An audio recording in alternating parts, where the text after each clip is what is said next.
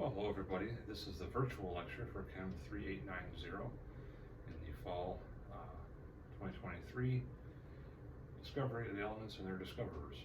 And so, since we're talking about the elements, one might wonder, where do these things come from? And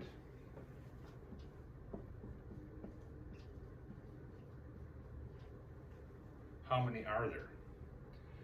Well, there are, as we talked about in the first lecture,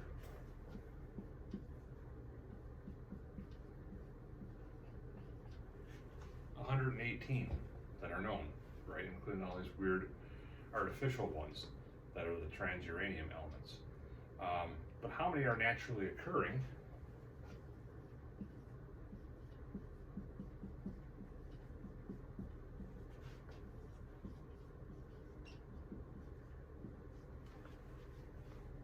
Only 90. And how many of these are actually stable?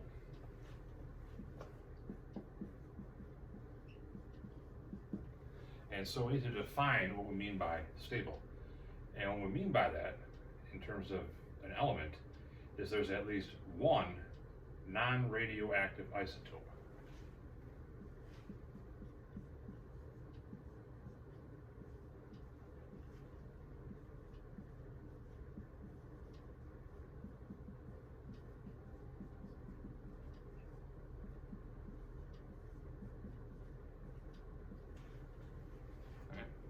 One non-radioactive isotope.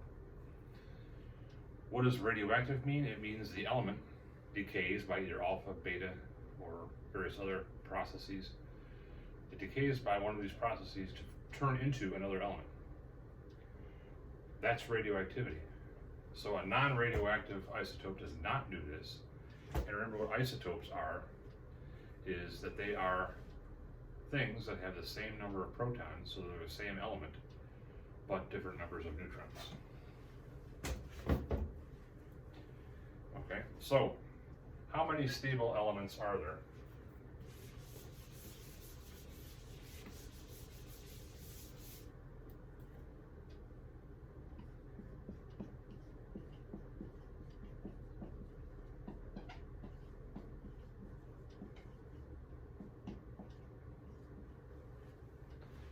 So we have approximately 90 naturally occurring. The threshold for stable elements, meaning the heaviest, the largest stable element, is bismuth.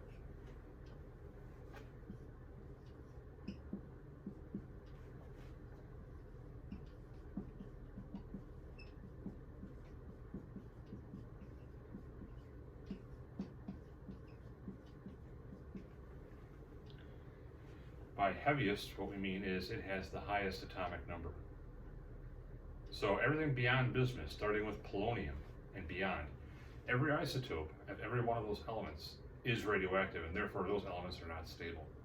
Bismuth was thought to be the threshold of stability.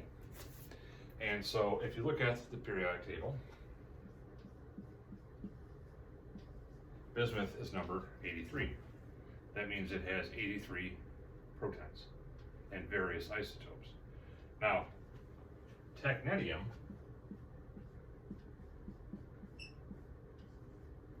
which is atomic number 43, and promethium, which is atomic number 61, are lighter than bismuth, and they are actually both radioactive.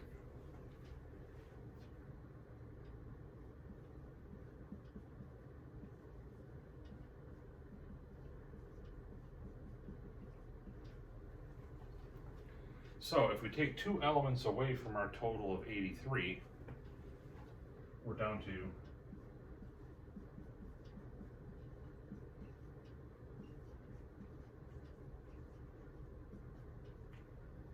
81 stable elements.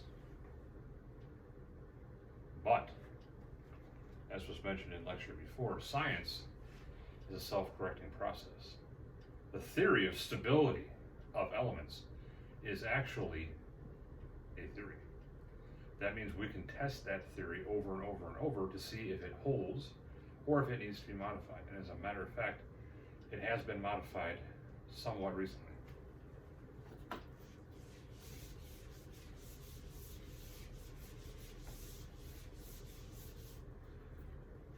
So the only stable isotope of bismuth was thought to be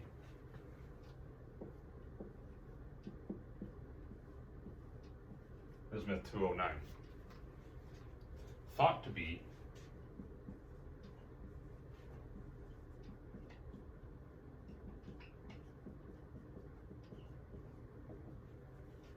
non-radioactive.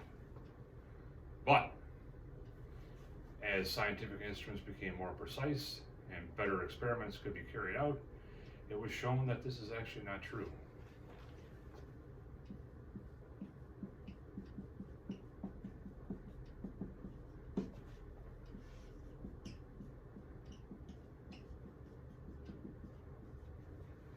Bismuth 209 actually is radioactive, and therefore, since it was the only thought to be stable isotope of bismuth, bismuth is not stable.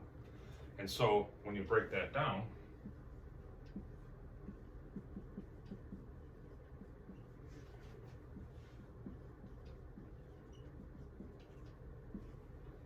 we have 80 stable elements. And so there are ones that are radioactive that we can still do things with. We do chemistry with uranium and plutonium and thorium and things like that. Those are all radioactive. But there's 80 stable elements. And the way that this actually ended up being determined is that this term, T1 half, the half-life of bismuth 209, the half-life of a radioactive species is defined as the amount of time it takes for 1/2 of the sample to decay. So if you had, let's say, just making it simple, a mole of bismuth 209, and you waited its half-life, when you came back, you'd have half a mole of bismuth 209 left, and the rest of it will have changed into whatever it changes into. The half-life of this isotope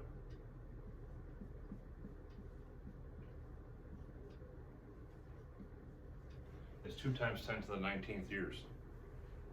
That's a long time. In fact,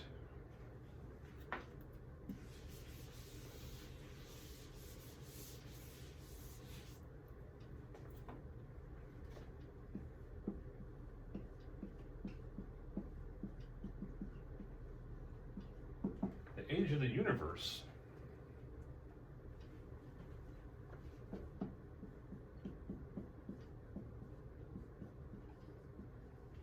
is 1.4 times 10 to the 10th years, or 14 billion years. This is much larger than that. And therefore, you might as well regard bismuth 209 as being stable. So, it's a finer point. Some would argue there's 81 stable elements, but technically speaking, you gotta say there's 80.